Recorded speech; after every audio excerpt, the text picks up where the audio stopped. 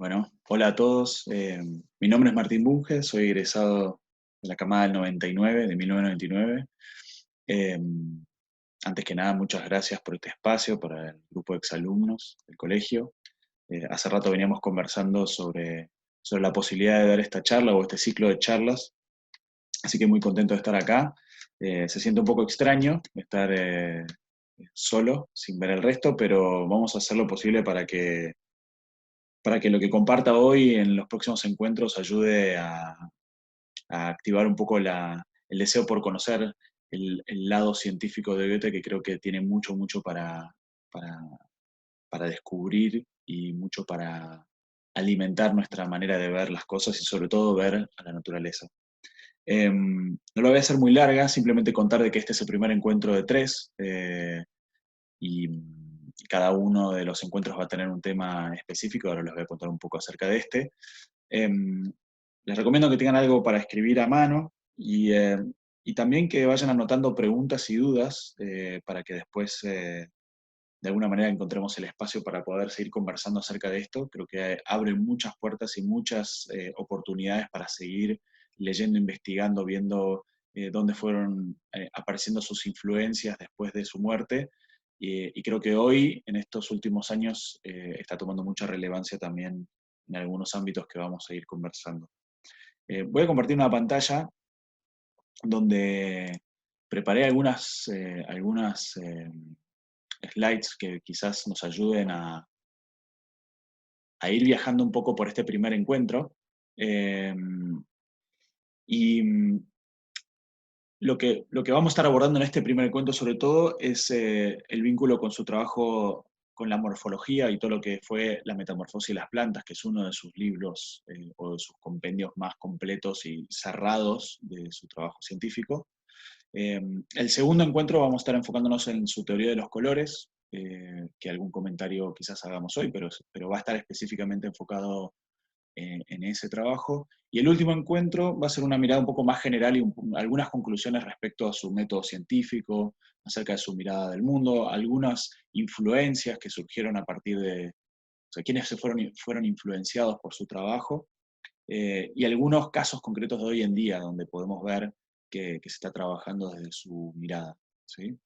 Entonces, para arrancar, y porque me parece que es una manera también de honrar un poco el desconocimiento o traer a la luz algunas de las cosas que son reconocidas en su obra científica.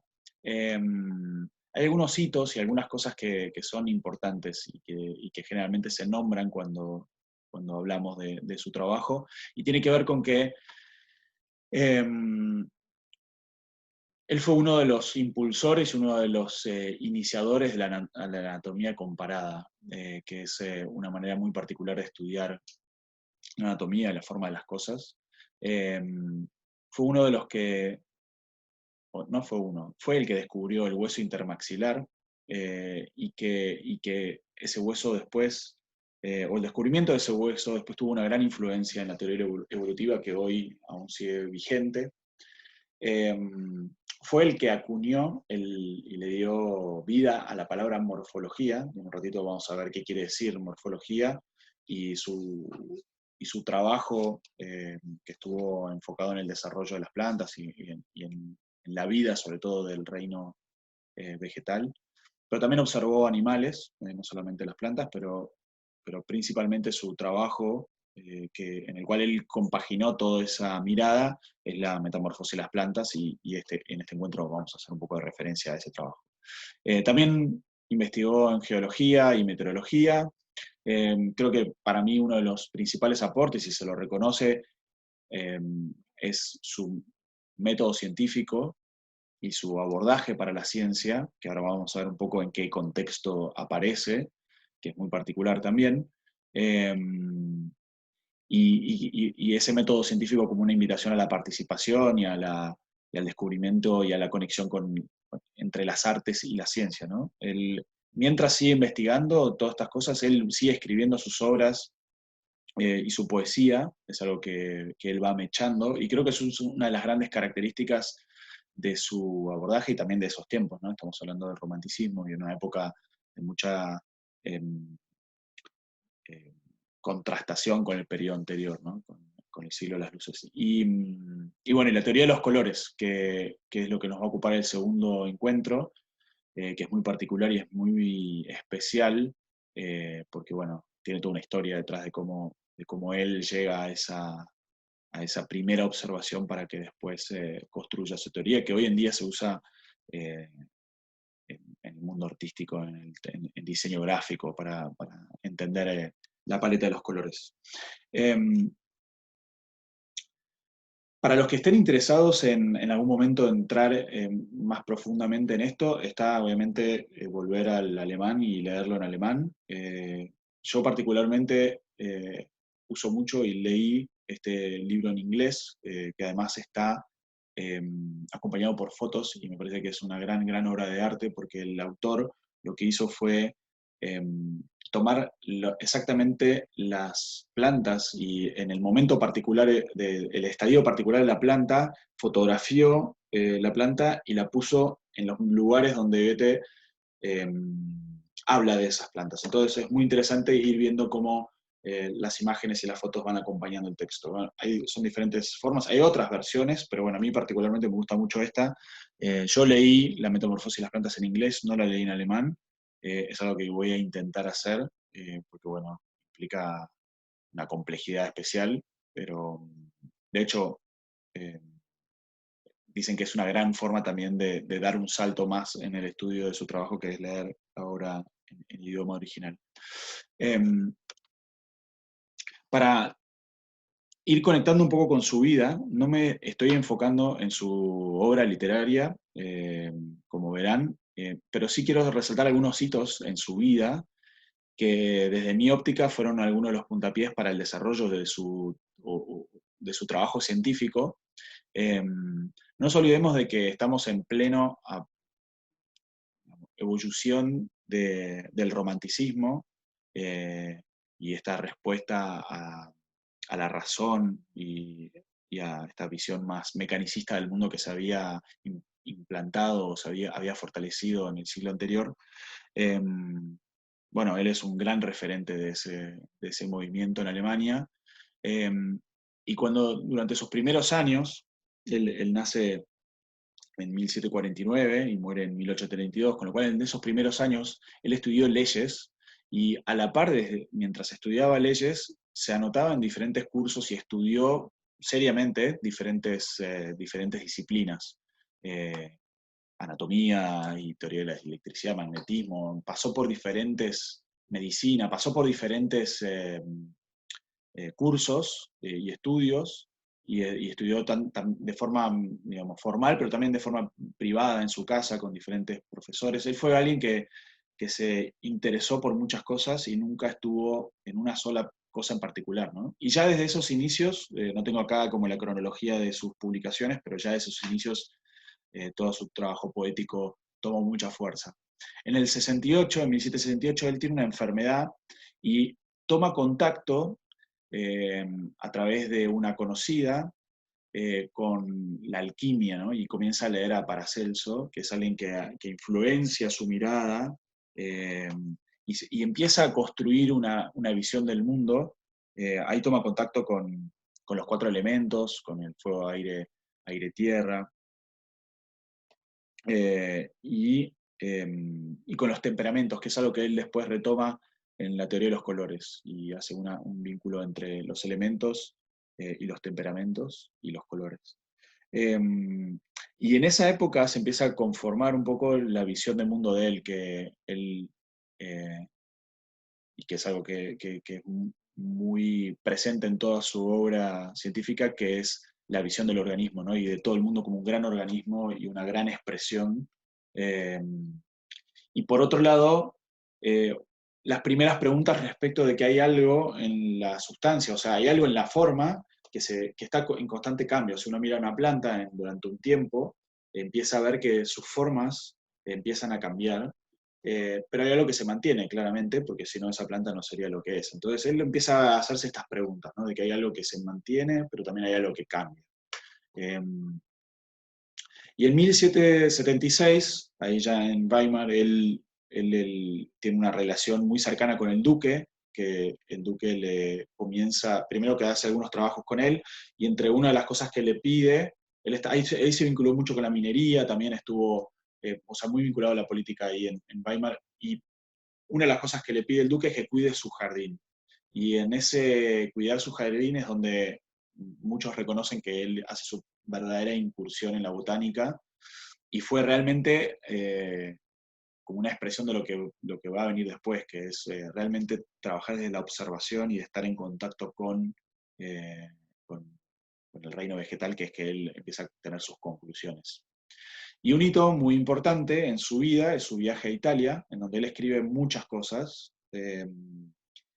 pero una de las cosas que se lleva al viaje de Italia es una pregunta respecto al estudio de las plantas, ¿no? Él en ese momento ya había pasado por varios años del estudio de la botánica, ya había empezado a escribir algunas cosas, pero él viaja con la intención o con el deseo de encontrar como la planta arquetípica, ¿no? La planta original. De hecho, algunos escriben de que viaja con esa fantasía de encontrar la primera planta de donde creció todo el reino vegetal, pero que después durante su viaje comienza a transformarse en otra cosa, que es lo que vamos a ver después, eh, y que, bueno, tiene mucha, mucha relevancia ese viaje para todo su estudio posterior, y porque de ese viaje trae el impulso para escribir La metamorfosis de las plantas, que bueno, que fue su libro, eh, uno de sus dos libros más cerrados en relación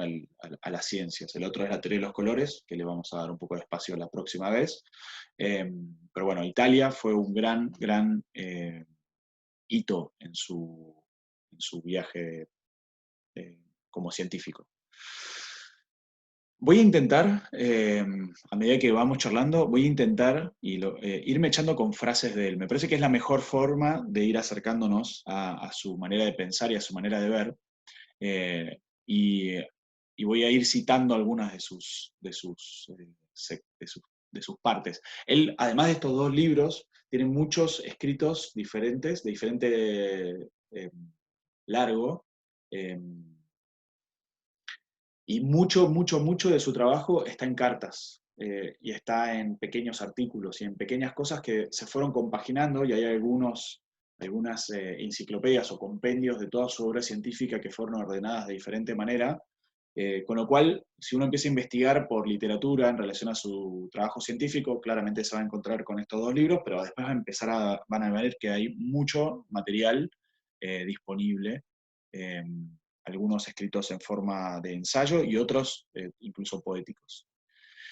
Entonces él lo que dice, y ya para ir entrando en su manera de ver, cuando observamos los objetos de la naturaleza, especialmente los vivos, de tal modo que deseamos procurarnos acceso a la relación entre su esencia y su acción, creemos que el mejor modo de alcanzar tal conocimiento es separar las partes, y realmente ese camino es adecuado para llevarnos muy lejos. ¿Qué es lo que está diciendo él acá? Y esto es un poco tomando el siglo anterior al que él vivió y parándose un poco en toda esa ebullición y todo ese raciocinio del iluminismo, es que necesitamos separar las cosas para entenderlas y necesitamos eh, separarlo en partes.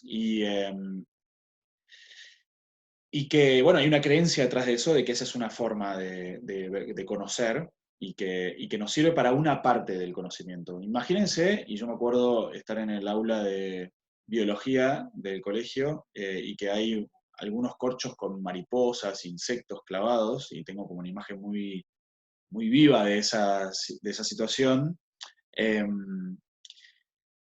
Cuando nosotros agarramos una mariposa, por ejemplo, y la ponemos en un corcho o la separamos en partes, en realidad lo que tenemos ahí es un cadáver de la mariposa, no es la mariposa en sí. Hay una parte de ese organismo vivo que, que se pierde y que es la vida, ¿no? Lo vivo en ese organismo se va perdiendo. Entonces, él dice, el diseccionar, ¿no? En el párrafo de arriba nos sirve, pero al mismo tiempo que lo estamos haciendo, tenemos que ser conscientes de que estamos perdiendo algo que no va a poder ser recompuesto y reanimado, no hay forma de reanimar a la mariposa. Entonces él dice, si nosotros realmente queremos estudiar a la mariposa, que sería estudiar a la mariposa en vuelo, sería la mariposa tal cual es y cómo se expresa, tenemos que desarrollar alguna manera de percibir la vida de la naturaleza de una manera que sea igual de ágil, que igual de flexible. Eh, y tal vez este es uno de los grandes puntapiés para comenzar a entender lo que él estaba proponiendo. Él estaba diciendo, y después en su método más detallado, él eh, refuerza la importancia de la mirada de las partes, pero él en realidad lo que estaba buscando es observar las cosas tal cual son. Y para eso, quien está observando tiene un gran trabajo, tiene un gran desafío, que es no intentar entender antes de que la mariposa se mueva tal cual es. Y eso es todo un movimiento en términos de ciencia, porque dejamos de controlar el objeto para empezar a permitir que se manifieste tal cual es. ¿Sí? Y esta es una gran respuesta al siglo anterior, desde, por lo menos desde el punto de vista científico, y es algo que creo, desde mi óptica, fue lo que no le permitió ser tan relevante o tomar tanta visibilidad, porque, bueno, el método científico que se acuñó, digamos, en esa época con Newton, Copérnico, digamos, toda esa época más enfocada en la materia y en el materialismo, eh, fue la que fue ganando espacio y creo que todavía mantenemos como una gran, eh, una gran cercanía con esa forma de pensar y esa forma de ver el mundo y sobre todo de hacer ciencia. Entonces él dice en Fausto, porque él iba mechando también en su obra literaria, iba mechando algunas de sus fichas que le iban cayendo, él dice, el que quiere conocer y descubrir alguna cosa viviente, procura ante todo sacar de ella el espíritu, lo que hablábamos antes. Entonces tiene en su mano las partes. Lo único que falta es ese lazo espiritual que las une. Entonces, él enfoca su mirada en esa parte. Voy a decir, las partes y las cualidades, las características de las cosas ya las hemos estudiado. Y hay algo que se nos escapa en esa manera de ver. Hay algo que ese método científico se pierde. Entonces, en sus viajes a Italia y en todo su experiencia en la observación de la naturaleza, él comienza a desarrollar una metodología que tiene una forma muy particular de llevarse adelante, y hay mucho escrito también acerca de eso, de acercarse a la naturaleza, eh, que es muy particular. Y acá hay algunas características que no son textuales, algunas son escritas por mí, de mi propia experiencia también de trabajar con su método y con sus ejercicios, es que es un abordaje riguroso y es empírico en el sentido de que lo que estamos buscando es crear conocimiento. Y tal vez lo que es diferente es que el espacio que ocupamos nosotros como científicos, observadores, es diferente porque se enfoca en la experiencia directa y en una experiencia directa que incluye lo que nosotros experimentamos. Entonces es muy relevante nuestra forma de acercarnos y nuestra forma de entender, eh, porque él en su método lo considera como parte. Acá todavía no estamos en una época, su tiempo, no es para los que les gusta la filosofía, todavía no llegamos a los fenomenólogos, a Heidegger, etcétera, etcétera. Él era casi eh, creo que Hegel está en esa misma época, digamos, de Goethe, pero es un abordaje netamente fenomenológico lo que él está proponiendo, en el sentido de que se enfoca en lo que está observando y en la experiencia de quien lo está observando. Entonces, claramente, esa manera de abordarlo, por un lado, como decíamos antes, valora y utiliza las cualidades de la medición y la cuantificación. Es muy relevante poder partir de una observación muy estricta y muy rigurosa de lo que nuestros sentidos ven. Y acá la medición, nuestra, eh, nuestra lectura del objeto es muy importante. Y lo que se va construyendo dentro de su abordaje o dentro de su mirada es el desarrollo de ciertas cualidades que se terminan de expresar en una forma viva de pensar. Creo que él no lo llamó así, pero sí que si el foco está puesto en el venir a ser de eso que estamos observando, en cómo eso va tomando su forma y no tanto en cómo esa forma es, lo que estamos buscando es algo que se acerca más a cómo se expresa la vida en ese organismo, ¿sí? Pero siempre partiendo de las formas, siempre partiendo de lo observable. Eh, hay algunos autores, él no sé si él estrictamente lo nombra así, pero hay algunos autores que asocian su método científico al desarrollo de la imaginación y a la intuición, ¿sí? Porque es una imaginación que está basada en la observación empírica y fáctica, y es esa imaginación la que permite cierto despertar intuitivo, que es de donde él fue cosechando sus conclusiones, ¿sí? Y claramente es una forma participativa, en donde el descubrimiento de lo que estamos observando y el descubrimiento de nosotros mismos como observadores se da en forma simultánea. Eh, es muy difícil de explicar tan teóricamente. Hay algo que también es real de su abordaje, que es muy práctico, está basado en la práctica y está pensado para ser práctico. Entonces, todas sus indicaciones de ejercicios y todas sus experiencias, tanto con la observación de la naturaleza como la teoría de los colores, realmente se ponen en juego. Todo lo que yo diga puede ser interesante o no, pero realmente se ponen en manifiesto cuando hacemos esos ejercicios, cuando realmente nos entregamos a ese tipo de ejercicios, y que es algo muy rico de hacer y es relativamente sencillo de hacer también. Entonces, ¿de dónde aparece esta palabra empirismo delicado, que él mismo le puso el nombre?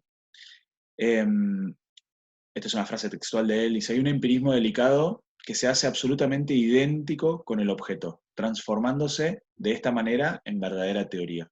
Él lo que decía es que la teoría no es algo que debemos construir, la teoría está en lo que estamos observando, y nosotros, como observadores, en la medida de que podamos transformarnos uno, como dice él, con el objeto, es donde realmente vamos a poder experimentar eh, ese fenómeno desde adentro. Entonces, ahí es donde también se construyen los puentes con la fenomenología y con todo el abordaje eh, que desarrollaron los fenomenólogos después.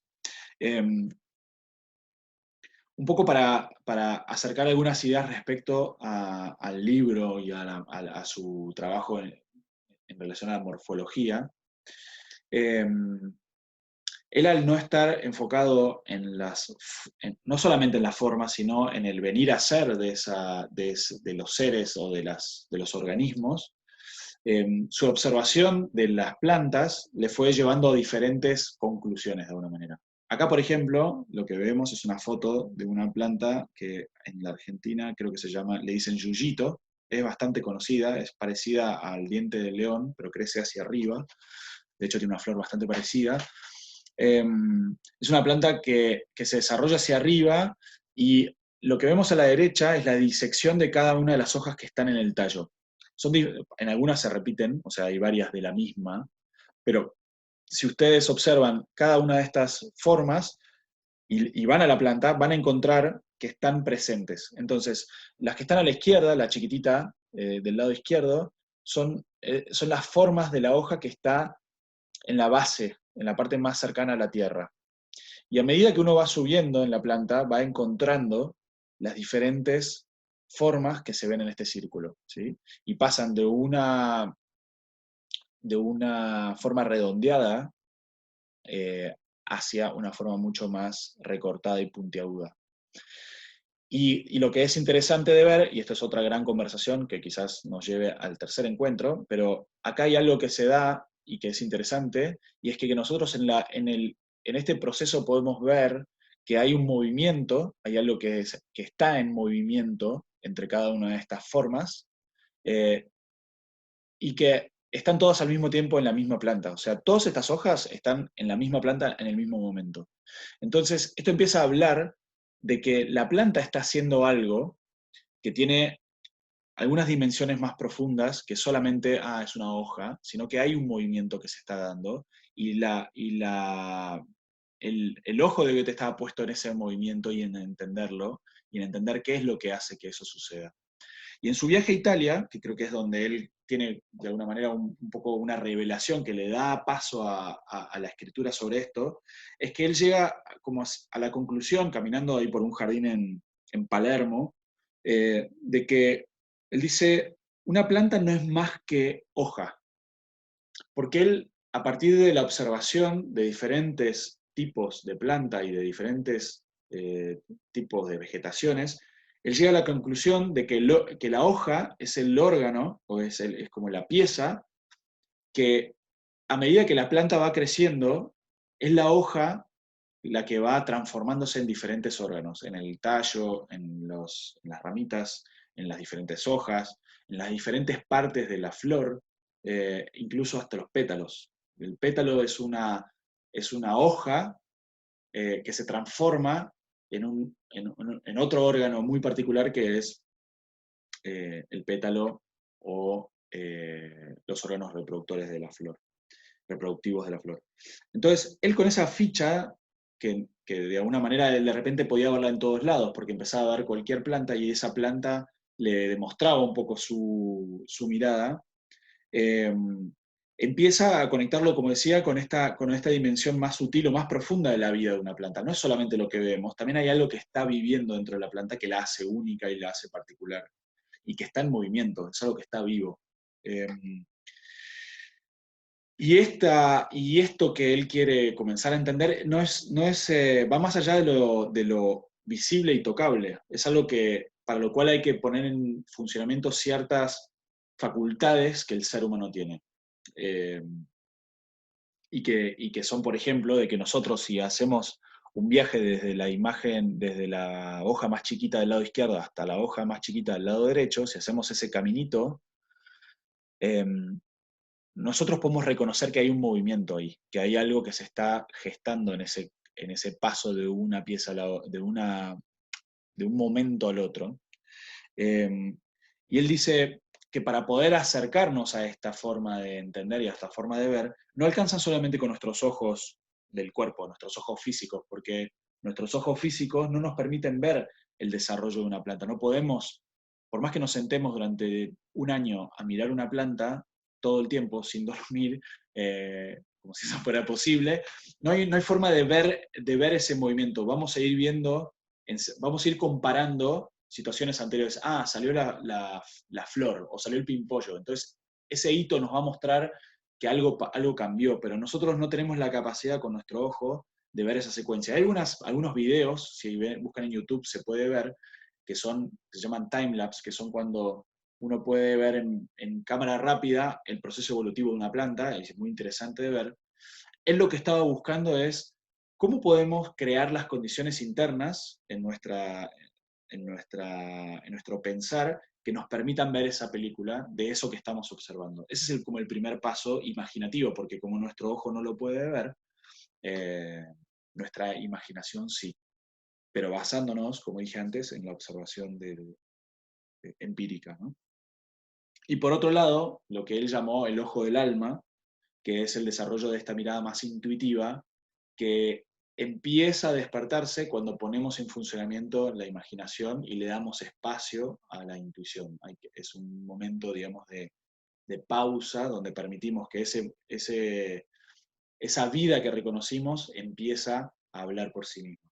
Todo esto parece muy abstracto, pero para los que tengan interés en algún momento de hacer la experiencia, eh, se puede hacer con una planta y es algo muy, muy, muy poderoso de hacer porque realmente hay vivencias internas en la observación de las plantas que son muy difíciles de explicar con palabras, pero sí con arte. Mucho de sus conclusiones están vinculadas a poemas y a pequeños dibujos. Entonces, esa posibilidad de expresar poéticamente y artísticamente las conclusiones profundas intuitivas del conocimiento acerca de las plantas y del reino vegetal es algo que lo caracterizó.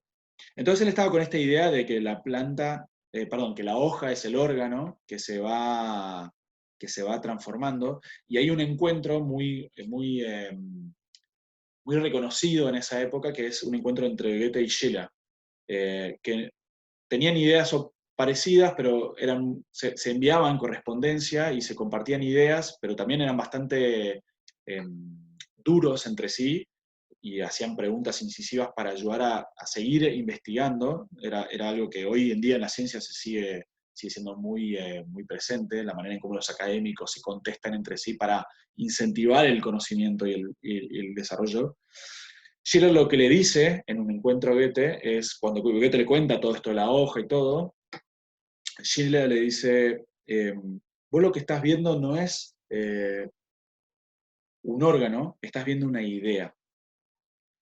Y ese hito eh, para Goethe fue muy transformador, porque le dio de alguna manera la certeza de que su abordaje y su forma de ver la naturaleza le estaban permitiendo entender la idea de la planta, que es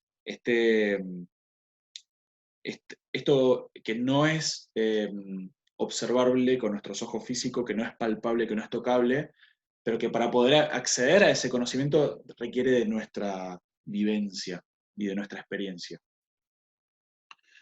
Y ese fue, de alguna manera, el puntapié de toda su conclusión respecto a la metamorfosis de las plantas y de que la morfología como tal tiene gran relevancia para el estudio del reino vegetal, porque no son solamente las formas, que son muy importantes de conocerlas, sino el cómo es que esas formas toman su forma, digamos, cómo es que la flor tiene esa forma, o que las hojas tienen esas formas, o que esta planta en particular tiene esta forma. Y creo que eso es algo que no solamente influenció el estudio de la naturaleza o del ámbito de las ciencias vinculadas a la naturaleza, sino que es algo que influenció muchas otras ramas, en la física, en las ciencias sociales, que es un campo en donde donde yo me desarrollo y donde tuvo mucha relevancia, porque constantemente estamos atrapados en esta dualidad entre el alma y el cuerpo, el espíritu y la materia, entre lo visible y lo invisible. Y creo que su gran logro con este trabajo fue mostrar o, o permitirle al lector experimentar esa cualidad de lo que es invisible, que es inherente al fenómeno. Y creo que él incluso hace una referencia de que su libro, Metamorfosis de las plantas, lo escribe para poder permitirle al lector tener una vivencia de lo que él experimentó mientras hacía sus observaciones, que es algo muy particular de hacer, muy interesante leer la forma en cómo está escrita ese libro. Bien, creo que hasta acá vamos a llegar por este encuentro. Me parece que esto abre muchas otras puertas y posibles en conversaciones, sobre todo prácticas. Me encantaría incentivar a quienes les resonó algo de todo esto, eh, que busquen, o pueden escribirme también, para ver cómo contactar con esto. Es algo muy fácil, se puede hacer en la casa de cada uno, de empezar a experimentar con la observación de plantas, y empezar a experimentar con el método. Y creo que eso es una gran manera también de honrar a este señor que le puso nombre a nuestro colegio, y que yo, después de haber pasado por el colegio, casi 20 años después, me entero de todo este trabajo, que creo que es un gran aporte para el desarrollo del conocimiento y también para la riqueza en muchos otros ámbitos de la vida, porque propone una mirada muy profunda respecto a, a nuestra manera de ver las cosas. Así que espero que les haya gustado, y que no se hayan aburrido. Si hay preguntas, me escriben. Si hay respuestas o dudas, también estoy ahí disponible para que me escriban.